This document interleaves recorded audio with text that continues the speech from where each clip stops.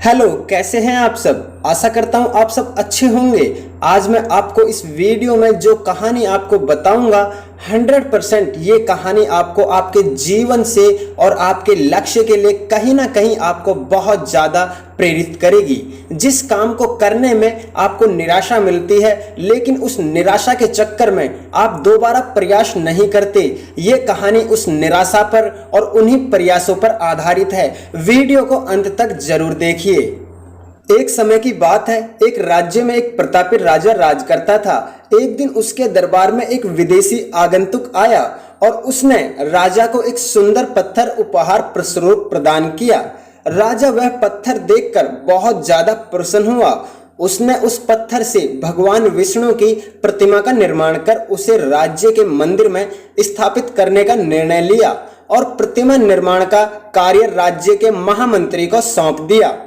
महामंत्री गांव के सर्वश्रेष्ठ मूर्तिकार के पास गया और उसे वह पत्थर देते हुए बोला, महाराज, मंदिर में भगवान विष्णु की प्रतिमा स्थापित करना चाहते हैं। 7 दिवस के भीतर इस पत्थर से भगवान विष्णु की प्रतिमा तैयार कर राजमहल पहुंचा देना।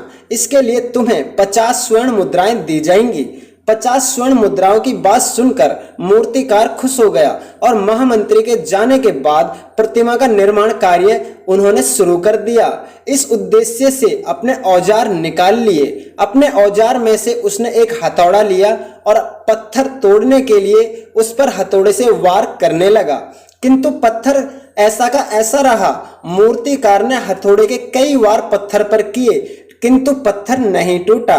50 बार प्रयास करने के बाद मूर्तिकार ने अंतिम बार प्रयास करने के उद्देश्य से हथौड़ा उठाया, किंतु यह सोचकर हथौड़े पर प्रहार करने के पहले ही उसने हाथ खींच लिया कि जब 50 बार वार करने से पत्थर नहीं टूटा तो अब क्या टूटेगा। वह पत्थर लेकर वापस महामंत्री के पास गया और उसे यह कह वापस कर आया कि इस पत्थर को तोड़ना नामुमकिन है, इसलिए इससे भगवान विष्णु की प्रतिमा नहीं बन सकती। महामंत्री को राजा का आदेश हर स्थिति में पूर्ण करना था, इसलिए उसने भगवान विष्णु की प्रतिमा निर्मित करने का कार्य गांव के एक साधारण से मूर्तिकार को सौंप दिया। पत्थर लेकर मूर्तिकार ने महामंत्री के सामने ही उस पर हथौड़े से प्रहार किया और वह पत्थर एक बार में ही टूट गया।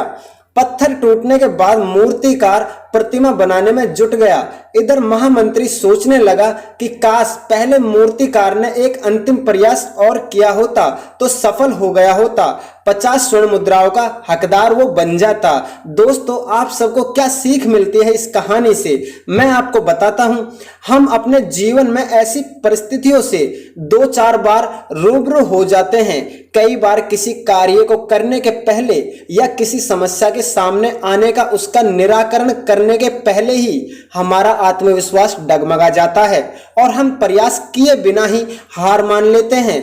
कई बार हम 1-2 प्रयास में असफलता मिलने पर आगे प्रयास करना छोड़ देते हैं, जबकि हो सकता है कि कुछ प्रयास और करने पर कार्य हमारा पूरा हो जाता है या समस्या का समाधान हो जाता है।